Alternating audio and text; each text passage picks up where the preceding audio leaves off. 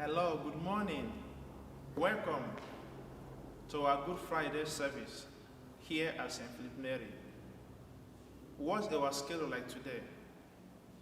Today at 12 noon, we have a crosswalk with other local churches starting here at St. Philip Neri. Then at 3 o'clock, we have the celebration of the Lord's Passion at St. Clement. And by 7 o'clock this evening, we have the same celebration here at St. Philip Neri. So what's the liturgy today going to look like? The priest will process with other servers from behind the church up to this sanctuary, and he will lie down for a moment. The lying down of a priest here means that Jesus is buried. He is representing the buried Jesus. Then after a moment, he will rise, go to his seat, and we begin the first part of the liturgy. So the liturgy today is divided into 3 parts. Number 1, the liturgy of the word. Number 2, veneration of the cross. And number 3, the communion service. In the liturgy of the word, we hear a beautiful description by Isaiah the prophet, foretelling what will happen to Jesus, the type of death and suffering he will undergo for our salvation. He said that he was like a lamb that led to be slaughtered.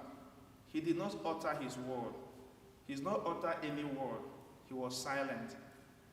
He said that he looked like one abandoned by God. He has bruises all over his body.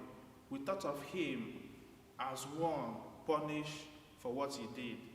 Yet, our offenses he carried, our sins he bore. That was how Isaiah described the suffering Jesus. Then in the second reading, we hear a description of how Jesus made supplication to the Father through his death and through his suffering.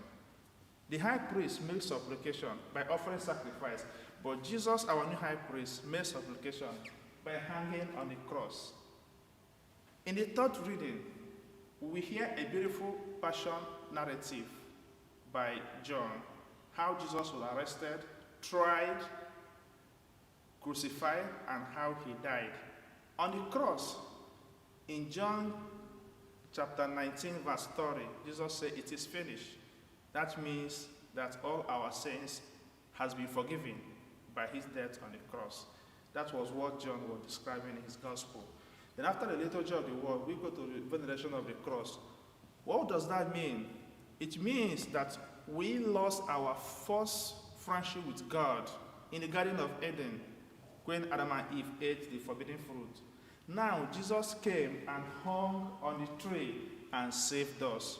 So the same tree that we lost our friendship is the same tree that Jesus hung and saved us. He's still hanging today in our midst and saving us from sin and death. Because St. Paul was saying in his letter to the Galatians that accursed is he who hung on the cross. So by hanging on the cross means that he came to save us. The third part of the liturgy is communion service. The priest will perform a little service and we will receive the Lord in the Eucharist. Please come and parishioners, come and join us. Let us celebrate the salvation that Jesus brought to us through his death.